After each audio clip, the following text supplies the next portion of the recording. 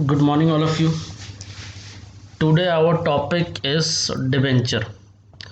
Debenture क्या होता है? आपको पता है सारा प्रोसेस कि कंपनी इशू करती है और कंपनी को पैसा चाहिए होता है। कंपनी को पैसा चाहिए होता है अपने वर्किंग के लिए, तो उस केस में कंपनी करती क्या है? कंपनी शेयर या डिबेंचर से पैसा बोरो कर लेती है। शेयर डिबेंचर से बोरो करने का फ़ायदा क्या है? दो कंपनी शेयर से कर सकती है, डिबेंचर से कर सकती है, बॉन्ड से कर सकती है पैसा रेस, और कंपनी फाइनेंशियल इंस्टीट्यूशन से कर सकती है, बैंक से बोरो कर सकती है। तो कंपनी क्या करती है? अपना सारा कुछ फाइनेंशियल देखती है कि अगर हम शेयर से बोरो करते हैं तो उस केस में हमें फ़ायदा होगा, नुकसान होगा, डिबेंचर से, बॉन्ड से तो कितना फ़ायदा होगा, कितना नुकसान होगा, वो सारा कुछ करके कंपनी अपना कैपिटल स्ट्रक्चर बनाती है, जिसके बेसिस पे कंपनी शेयर इशू करती है। तो शेयर कंपनी अगर इशू करती है तो शेयर होल्डर बोला जाता है। डिबेंचर कंपनी इशू करती है तो डिबेंचर होल्डर बोला जाता है। डिबेंचर के केस में कंपनी एक शो करती है कि हमने आपसे उधार लिया हुआ है और जैसे टर्म्स एंड कंडीशन है उसके बेसिस पे हम आपको ड्यू डेट पे, मैच्योरिटी डेट जब भी आएगी, हम आपको पूरा पैसा वापस करेंगे आपका, और रेगुलर नेचर ऑफ इंटरेस्ट पे करते रहेंगे टाइम टू टाइम। डिबेंचर पे इंटरेस्ट होता है वेदर कंपनी अर्निंग प्रॉफिट और लॉसेस, इनकर्ड लॉसेस। तो इस चैप्टर के अंदर पढ़ते हैं क्या क्या चीज़ें होती हैं। कंपनी रेस कर रही है शेयर से या बॉन्ड से, वो लॉन्ग टर्म कैपिटल है कंपनी का, जैसे शेयर कैपिटल है, मतलब कैपिटल स्ट्रक्चर का पार्ट है। जो पर्सन सब्सक्राइब करते हैं इक्विटी में उसे ऑनर बोले जाते हैं, और जो कंपनी के अंदर डिबेंचर लेते हैं वो क्रेडिटर बोले जाते हैं। तो डिबेंचर होल्डर का पैसा सिक्योर्ड होता है, मतलब आपको पैसा मिलेगा, इंटरेस्ट भी मिलेगा। अब रेगुलेटरी फ्रेमवर्क है कि क्या क्या रेगुलेशंस लगती हैं इसके अंदर। सेबी की रेगुलेशन 2018 है जो कन्वर्टेबल डिबेंचर पे लगेंगी। कन्वर्टेबल डिबेंचर वो डिबेंचर होते हैं जो आप कन्वर्ट करा सकते हो शेयर्स के अंदर। कंपनी आपको ऑप्शन देती है कि आप कभी भी ये शेयर्स के अंदर कन्वर्ट करा सकते हो, या कंपनी एक स्कीम निकालती है उसके जरिए आप अपने डिबेंचर को कन्वर्ट करा सकते हो। सेबी की गाइडलाइंस लगेगी issue and listing of debt security regulation 2008 non convertible debenture के अंदर। कंपनी इशू के टाइम पहले ही बोल दे कि ये डिबेंचर नॉन कन्वर्टेबल है और ये कन्वर्ट नहीं करा सकते आप, ये रिडम्पशन होंगे बस। और कुछ कंपनीज एक्ट 2013 की रेगुलेशन लगेगी। आगे हम पढ़ते हैं क्या क्या है। डेट मार्केट इंडिया के अंदर रेगुलेटरी फ्रेमवर्क, दो चीज़ें बताई हुई हैं आपको, जैसे ऊपर हमने पढ़ा हुआ है। अगर नॉन कन्वर्टेबल डिबेंचर हैं तो आपको 2008 की रेगुलेशंस फुलफिल करनी पड़ेंगी।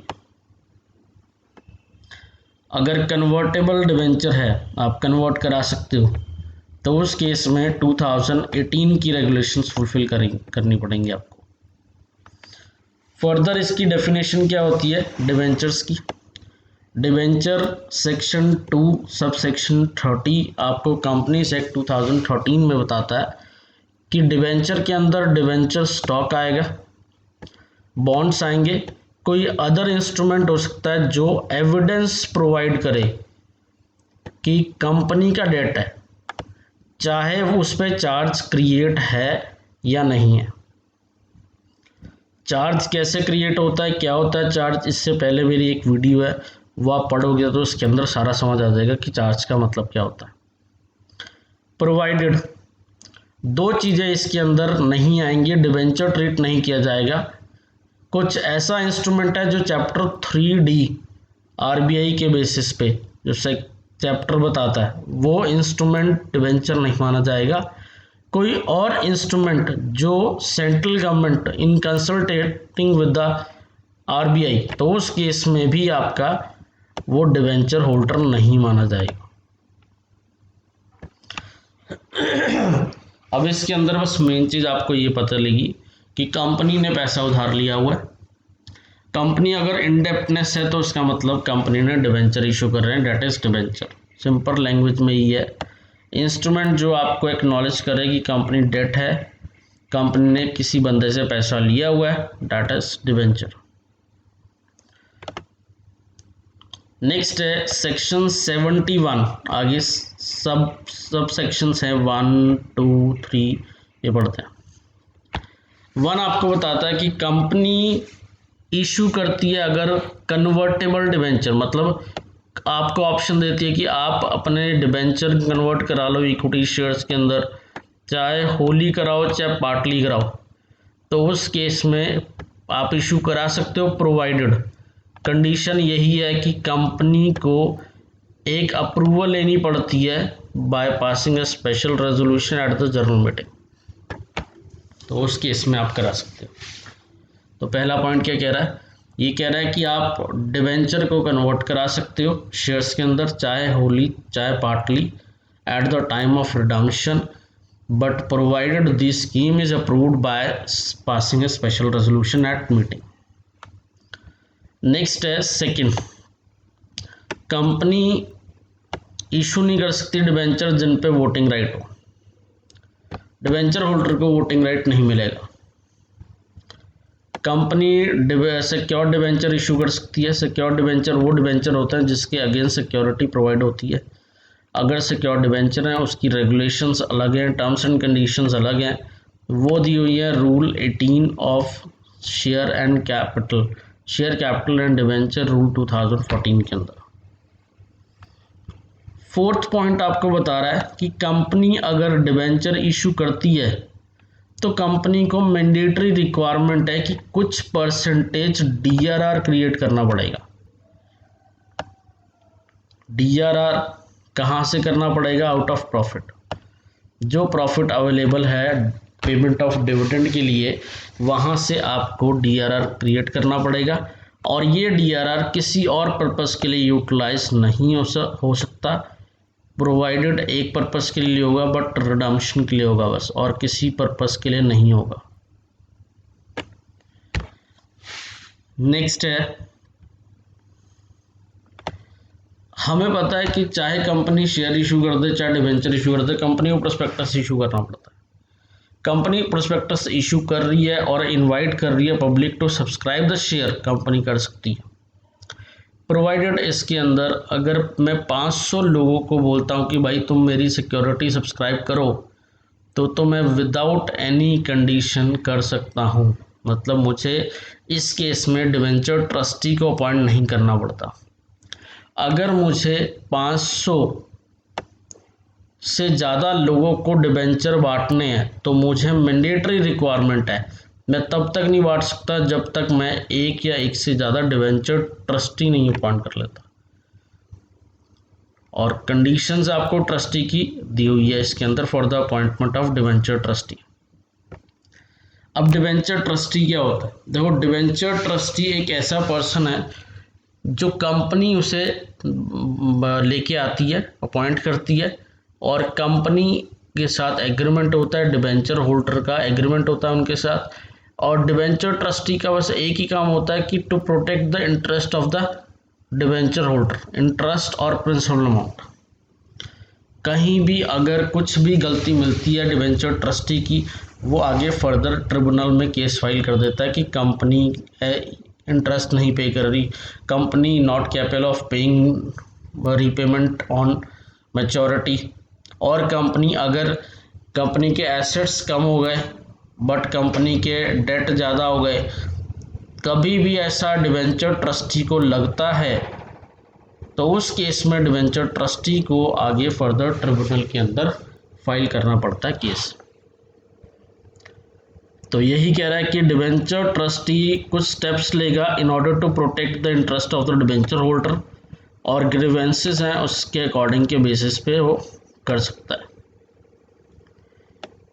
आगे फर्दर कह रहा है कि कोई भी प्रोविजन जो ट्रस्ट डीड के अंदर मेंशन है, ट्रस्ट डीड एक ऐसी डीड है जो डिबेंचर होल्डर और डिबेंचर ट्रस्टी के बीच में बनती है कि वो एश्योर करता है कि भाई मैं तुम्हारे बिहाफ पे काम कर रहा हूँ। अगर उसने हमारे बिहाफ पे काम नहीं किया या ड्यू केयर नहीं किया, अगर वो फेल हो गया ड्यू केयर करने के लिए जो रिक्वायर्ड है अपनी ड्यूटी परफॉर्म करने के लिए, तो उस केस में उसे पेनल्टी लगेगी।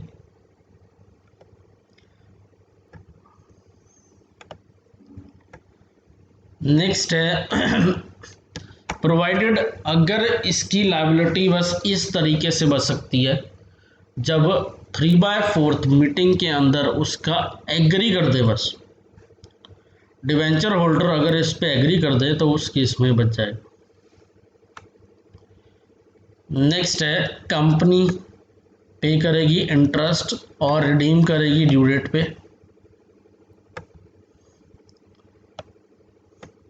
डिवेंचर ट्रस्टी को कभी भी ऐसा लगता है कि कंपनी के एसेट्स इनसफिशिएंट है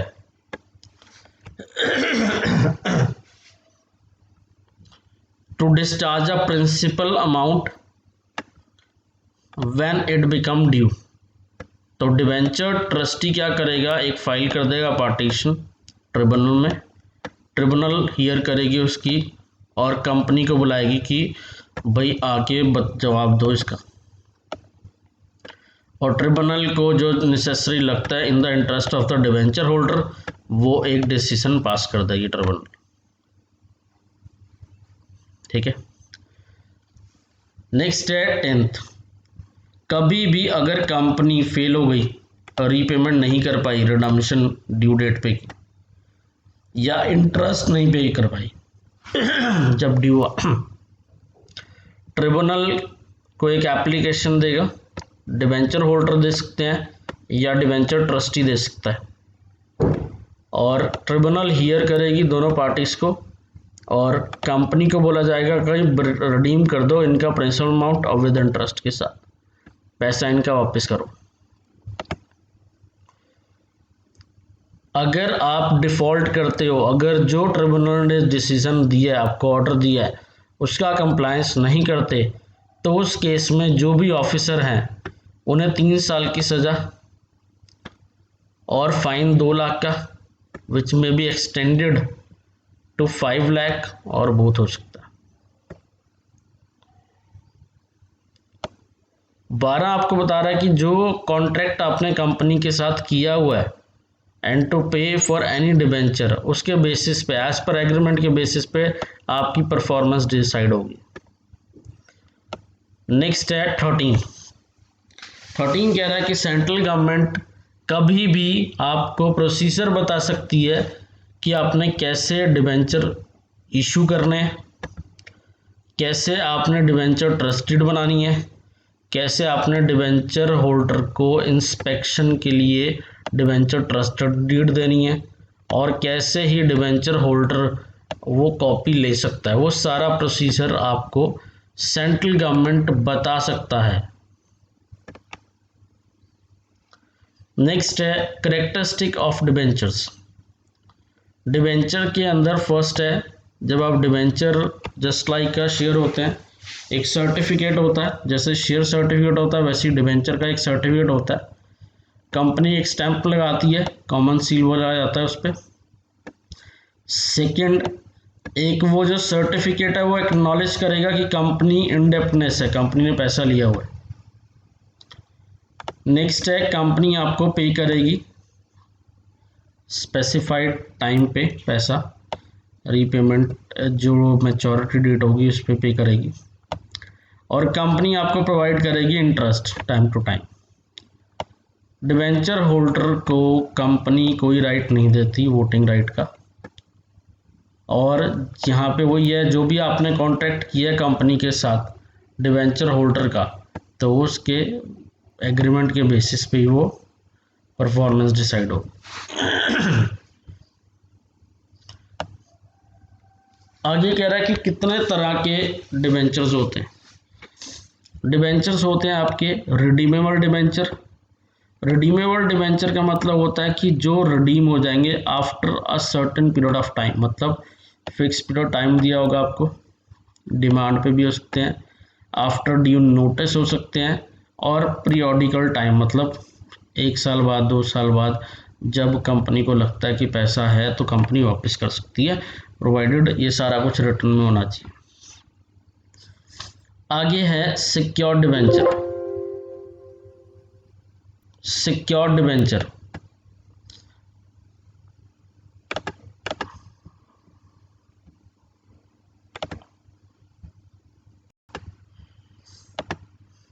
नेक्स्ट है सिक्योर्ड डिबेंचर।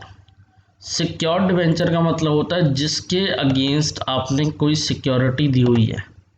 ये उन केसेस में होता है जैसे कि अगर आप बैंक से लोन लेने जाते हो तो बैंक को आप एक सिक्योरिटी प्रोवाइड करते हो, that is primary security. In case bank को लगता है कि ये सिक्योरिटी सफिशिएंट नहीं है तो कंपनी से डिमांड कर सकता है बैंक कि सेकेंडरी सिक्योरिटी दो। वो जो सेकेंडरी सिक्योरिटी दी है ये कंपनी मोस्टली डिबेंचर दे देते हैं।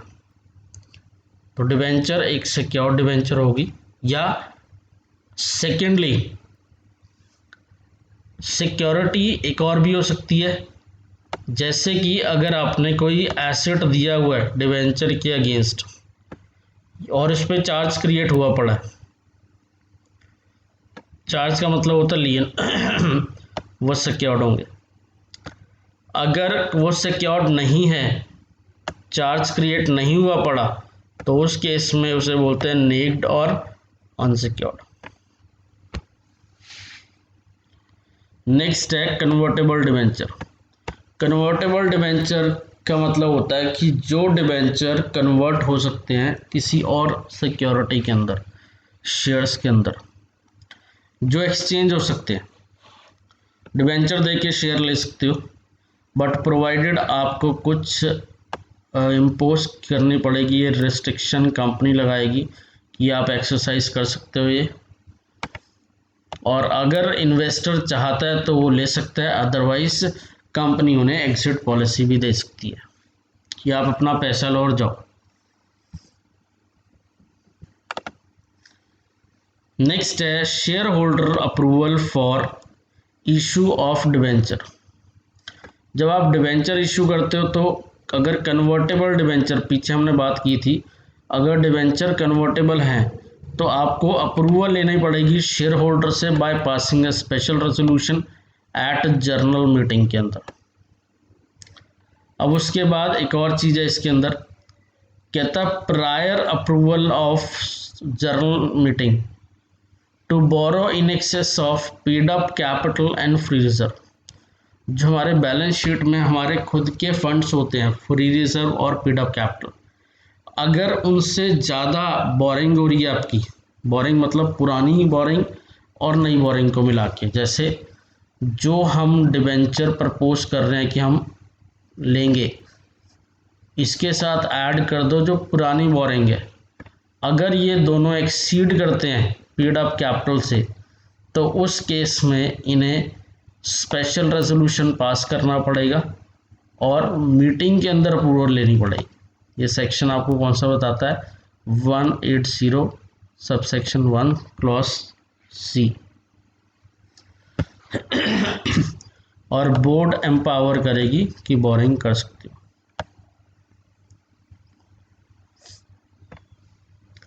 नेक्स्ट है issue of debenture at discount. क्या हम डिबेंचर डिस्काउंट पे इशू कर सकते हैं? हमने शेयर कैपिटल में पढ़ा है कि शेयर कैपिटल को, शेयर्स को हम डिस्काउंट पे इशू नहीं कर सकते, बट इसके अंदर कोई ऐसी रिस्ट्रिक्शन नहीं है, आप ये डिस्काउंट पे इशू कर सकते हो। कहता there is no prohibition to issue debenture at discount, but prohibition लगाई हुई है खाली शेयर्स के अंदर। अगर आप डिबेंचर को कन्वर्ट कराते हो इक्विटी शेयर्स के अंदर, the conversion shall be at par or more then face value, तो उस केस में आपको अप्रूवल लेनी पड़ेगी शेयर होल्डर से by passing a special resolution before such issue. अब आपको बताया हुआ कि फुली कन्वर्टेबल डिबेंचर में क्या होते हैं, पार्टली कन्वर्टेबल डिबेंचर में क्या होते हैं। फुली कन्वर्टेबल डिबेंचर जो फुली कन्वर्टेबल है, मतलब सारे कन्वर्ट करा सकते हो, पार्टली में कुछ पार्ट नहीं करा सकते। फॉर एग्जांपल कंपनी कहती है कि अपना 2/3 पोर्शन आप डिबेंचर का कन्वर्ट करा सकते हो, बाकी नहीं करा सकते, तो पार्टली डिबेंचर होंगे। ये हम डिस्कस कर चुके हैं, एक बार रीडिंग मार लेना आप। नेक्स्ट है बॉन्ड्स। बॉन्ड्स कौन इशू करता है? फाइनेंशियल इंस्टीट्यूशन, जस्ट लाइक अ डिबेंचर होता है। गवर्नमेंट अंडरटेकिंग, कोई लार्ज कंपनी इशू कर सकती है। इसका इंटरेस्ट फिक्स्ड इंटरवल पे आपको मिल जाता है, ऑन मैच्योरिटी इसकी रीपेमेंट हो जाती है। जो होल्डर है बॉन्ड्स का इज द लेंडर बोला जाता है, और जो इशूअर है जैसे कंपनी है वो बोरोर बोली जाती है। जो बॉन्ड्स इशू किए गए हैं funds long term capital needs के बेसिस पे किए गए हैं। इसके अंदर सारी रेगुलेशंस लगती हैं, जैसे डिबेंचर की प्रोविजंस लगते हैं बिल्कुल सेम बॉन्ड्स पे लगते हैं इसके अंदर। डेफिनेशन के अंदर ही हमने पढ़ लिया था कि डिबेंचर इंक्लूड्स बॉन्ड्स, तो बॉन्ड्स में सेम सब कुछ, सारे सेम प्रोविजंस। अब बॉन्ड्स कितने तरीके से होते हैं? डीप डिस्काउंट बॉन्ड जिसे बोलते हैं, दूसरा नाम इसका जीरो कूपन बॉन्ड है। Deep discount bond, deep discount bond का मतलब होता है कि इसके अंदर आप डिस्काउंट पे इशू होता है और रीपेमेंट आपका मैच्योरिटी वैल्यू पे होती है, इंटरेस्ट उसी के अंदर ऐड होता है।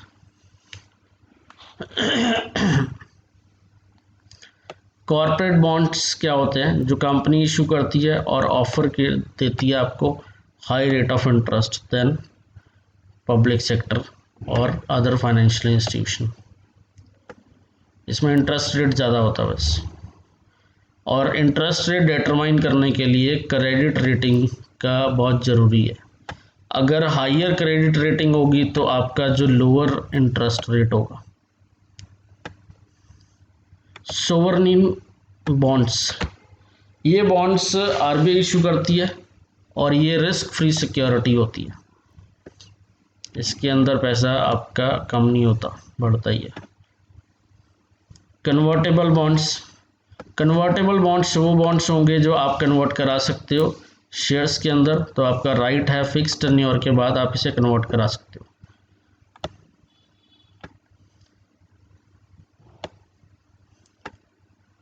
नेक्स्ट है सेक्शन 71 सब सेक्शन 3। इसके अंदर ये बोला है कि कंपनी इशू नहीं कर सकती सिक्योर्ड डिबेंचर जब तक वो फुलफिल नहीं करती ये क्राइटेरिया।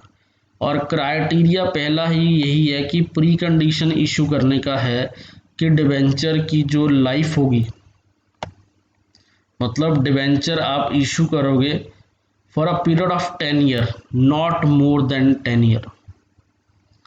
10 साल से ऊपर डिबेंचर इशू नहीं कर सकते, बट इसकी कुछ एक्सेप्शन है कि जहाँ पे आप इशू कर सकते हो। यहाँ पे आप 10 साल से ऊपर 30 साल तक आप डिबेंचर इशू कर सकते हो। अगर कोई आपका इंफ्रास्ट्रक्चर प्रोजेक्ट्स है, क्योंकि उसके अंदर पैसा चाहिए होता है, तो वो लॉन्ग टर्म के लिए पैसा ही लगता है। इंफ्रास्ट्रक्चर फाइनेंशियल कंपनी है, कोई infrastructure debt fund non banking companies as defined in clause B of director 3 होने चाहिए of infrastructure debt fund non banking financial company.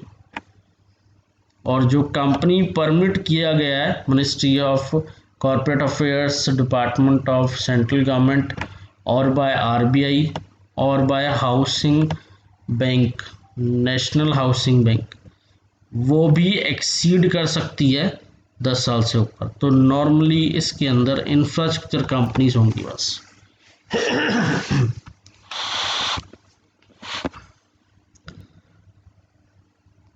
Next है such an issue of debenture shall be secured by creating a charge.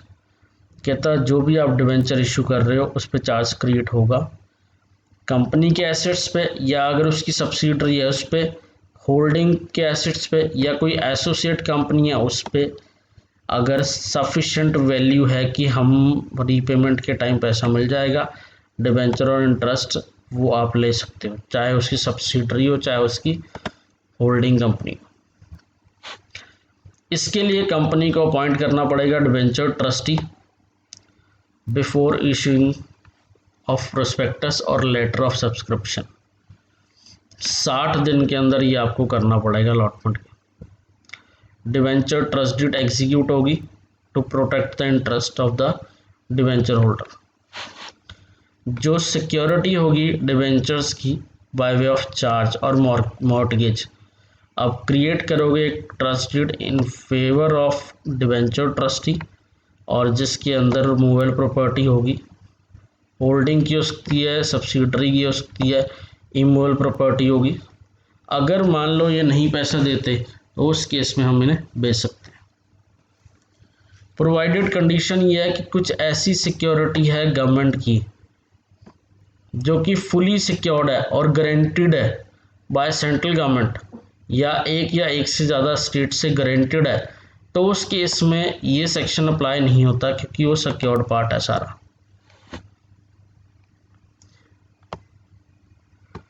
अगर कोई भी loan लिया हुआ है subsidiary company ने किसी भी बैंक से, कहता है उसकी जो सब्सिडरी होल्डिंग कंपनी होगी उसके भी एसेट्स हम मॉर्टगेज कर लेंगे,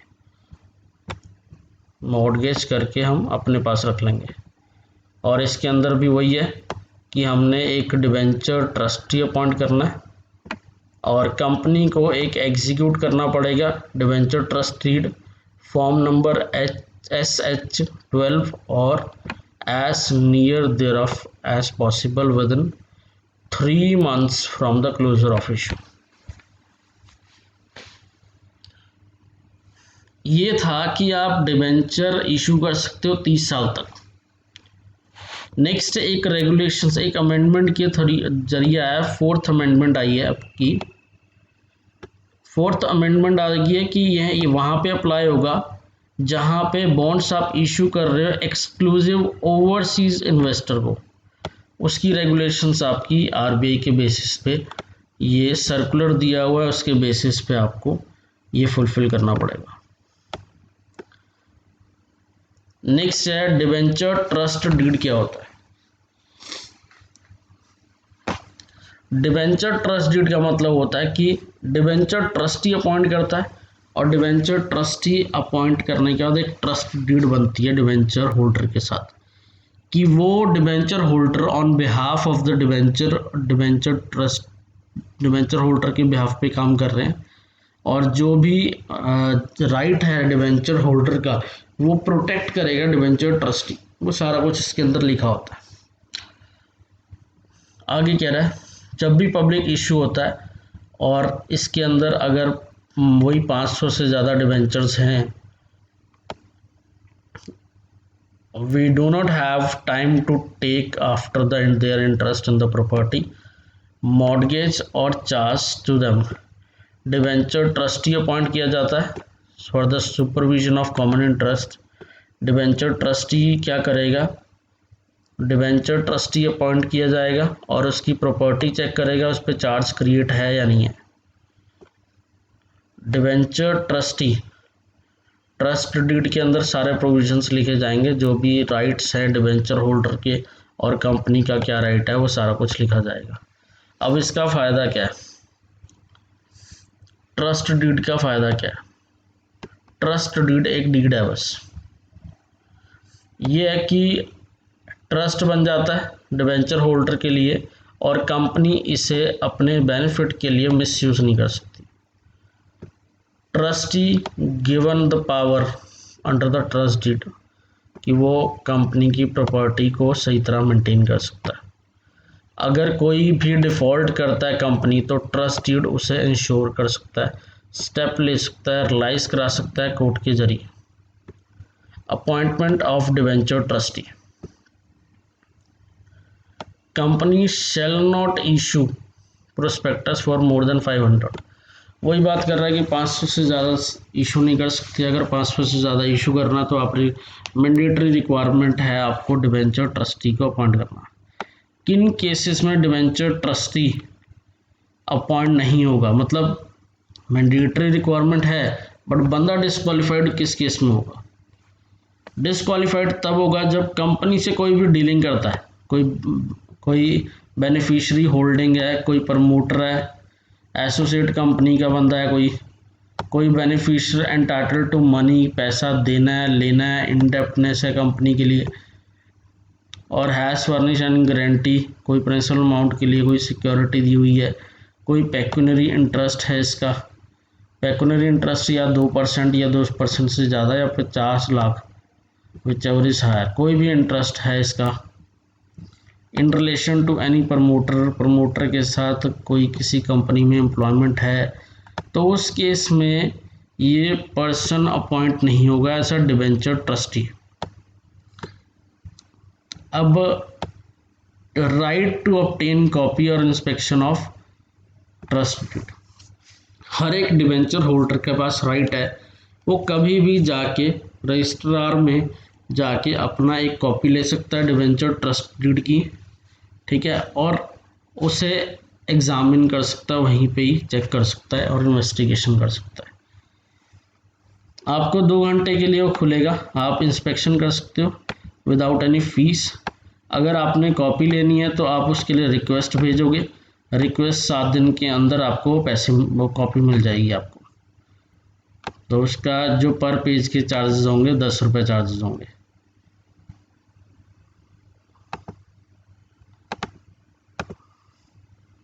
लायबिलिटी क्या है ट्रस्टी की टू डिवेंचर होल्डर? देखो, ट्रस्टी अपनी लायबिलिटी से भाग नहीं सकता। अगर वो ड्यू केयर नहीं करता, अगर लगता है डिवेंचर होल्डर को कि वो ड्यू केयर नहीं कर रहा, तो निकाल भी सकते हैं डिवेंचर होल्डर उसे। तो ही में escape from his liability provided, बस इस केस में ये एक्सेप्ट कर देगा लायबिलिटी अगर ये प्रूफ कर देता है कि भाई मैंने तो प्रॉपर केयर की थी इसकी, ड्यू केयर करने के बाद भी ये हो गया। और अगर इसने कोई मेजॉरिटी डिवेंचर होल्डर से अप्रूवल ले ली तो उस केस में भी ये बच जाएगा। मतलब एक इसे डिफेंस मिला हुआ है कि अगर ये प्रूफ कर दे कि भाई इसने ड्यू केयर की थी, कंपनी के वजह से ये सारा कुछ गलत हुआ पड़ा या कोई प्रॉब्लम हो गई, तो उस केस में ये बच जाएगा। नेक्स्ट है redemption of debenture, section 71 cover करता है रिडम्पशन ऑफ डिबेंचर। रिडम्पशन का मतलब होता है रीपेमेंट, और रीपेमेंट के टाइम मैंने आपको बताया था कंपनी जब इशू कर रही है, इशू के टाइम ही कंपनी को क्रिएट करना पड़ता है डीआरआर। अब हम आगे समझेंगे कि डीआरआर कितना क्रिएट करना पड़ता है। डीआरआर प्रॉफिट में से ही क्रिएट करोगे आप, पीछे हम डिस्कस कर चुके हैं। कंडीशन क्या है क्रिएटिंग, रूल 18 बताता है, और rule 18 sub clause 7 DRR required नहीं है किसे, ऑल इंडिया फाइनेंशियल इंस्टीट्यूशंस को डीआरआर रिक्वायर्ड नहीं है जो आरबीआई से रेगुलेट करती हैं। बैंकिंग कंपनीज को डीआरआर रिक्वायरमेंट नहीं है। कोई अदर फाइनेंशियल इंस्टीट्यूशंस हैं जो क्लॉज 72 के अंदर डिफाइन की हुई है, तो वो भी मैंडेटरी रिक्वायरमेंट नहीं है। बट डीआरआर एप्लीकेबल है एनबीएफसी को अगर रजिस्टर्ड है वो आरबीआई के साथ। अब कितना हमने क्रिएट करना है? 25%। जितना आप डिबेंचर इशू किए हो उसका 25% आपने डिबेंचर रिडम्पशन रिजर्व क्रिएट करना है। टेबल दिया है, ऑल बैंकिंग फाइनेंशियल इंस्टीट्यूशन चाहे पब्लिक या प्राइवेटली प्लेस्ड हो, कोई डीआरआर क्रिएट नहीं करना, बैंकिंग कंपनी को क्रिएट नहीं करना, एनबीएफसी को क्रिएट करना है 25%, ठीक है। Other financial institution covered under section 2 sub clause 72 इन्हें नहीं करना। कोई और कंपनी है लिस्टेड या अनलिस्टेड उन्हें मैंडेटरी है, करना ही करना है 25%। Failure in redemption of debenture, अगर आप डिवेंचर का इंटरेस्ट या रीपेमेंट अमाउंट नहीं पे कर पाए तो उस केस में इंटरेस्ट नहीं पे कर पाए या रिडीम नहीं कर पाए, कभी भी किसी भी टाइम डिवेंचर ट्रस्टी को लगता है कि एसेट कंपनी के इनसफिशिएंट है, कंपनी नहीं पे कर पाएगी ऐसे तो ट्रिब्यूनल के पास जा सकता है ये ऑर्डर लेके। कंपनी अगर फेल हो गई, मैच्योरिटी डेट पे नहीं कर पाई, तो भी ट्रिब्यूनल के पास जा सकता है वो, ठीक है। कोई भी अगर डिफ़ॉल्ट करती है कंपनी इन ट्रिब्यूनल का, तो उस केस में 3 साल की सज़ा, 2 लाख का फ़ाइन, और ये फ़ाइन एक्सीड हो सकता है 5 लाख, और ये बोथ, ये सारा हमने ऊपर पढ़ा हुआ है। NCLT रूल 2016 रूल आपको 73 बोल रहा है कि जो हमने ऊपर पढ़ा है 71(9), 71(10), सेक्शन 73(4), 74(2), 76(2) और 1, ये आगे पढ़ेंगे हम। कहता है अगर कोई भी कॉन्ट्रोवर्शन होती है इन सेक्शन की, तो पहली बात है केस फाइल होगा NCLT 11 के अंदर, ठीक है। कोई भी कर सकता है, अगर डिवेंचर होल्डर या डिवेंचर होल्डर कंसर्न या डिवेंचर ट्रस्टी, जहाँ पे अगर डिपॉजिट्स का काम है कि डिपॉजिट किया हुआ है, तो कोई भी डिपॉजिटर कंसर्न, कोई डिपॉजिटरी ट्रस्टी बनाया हुआ है, वो फाइल कर सकता है। इसके साथ आपने डॉक्यूमेंट लगाने हैं, एप्लीकेशन लगानी है, list of depositor, depositor holder, इसके अंदर उसके नाम जाएंगे, नाम, फादर, एड्रेस जाएंगे, कितना डिपॉजिट कराया हुआ है, डेट ऑफ मैच्योरिटी जाएगा, अमाउंट कितना ड्यू है और कितना अमाउंट ऑलरेडी पे किया हुआ है कंपनी ने, सारा कुछ इसके अंदर जाएगा। टोटल अमाउंट कितना ड्यू है वो सारा कुछ। Provided where a company is the applicant, अगर कंपनी ही एप्लीकेंट है, मतलब कंपनी ने ही अगर पैसा लगाया हुआ इस कंपनी के अंदर एज अ डिवेंचर होल्डर, तो उस केस में एफिडेविट तैयार होगा। वो एफिडेविट लगाएंगे ये कि ये सारे पर्टिकुलर करेक्ट हैं और ये डिपॉजिटर अमाउंट इतना है, कंपनी ने इतना पैसा देना है। ट्रिब्यूनल क्या करेगा, ये एक ऑर्डर पास कर देगा 60 दिन के अंदर, ठीक है। ऑर्डर पास करने से पहले 60 दिन मतलब आपको टाइम देगा, कंपनी को बुलाएगा कि भाई तुमने पैसा क्यों नहीं पे किया इनका। अगर ट्रिब्यूनल सेटिस्फाई है जो आपने एप्लीकेशन फाइल की है, in order to protect the interest of the company और डिवेंचर होल्डर, उसे बोल देगा कि भाई इनका पैसा पे करो, थोड़ा टाइम दे देगा। ये टाइम दे देगा इसलिए बोल रहा हूँ क्योंकि इसके अंदर ध्यान रखना जाएगा कंपनी की फाइनेंशियल पोजीशन भी। नेक्स्ट है application under section sub section 274 and sub section 276, ये आपको जाएगी NCLT 1 के अंदर, इसकी कॉपी जाएगी,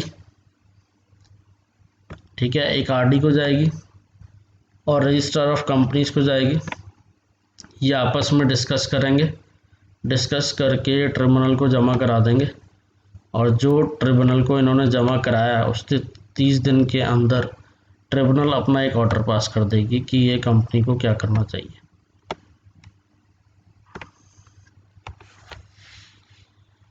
nomination of security debenture holder के वही सेम प्रोविज़न है जो शेयर कैपिटल में हम कर रहे हैं, सेक्शन 72 अप्लाई होता है। ये अब आपने सारा कुछ पढ़ना है।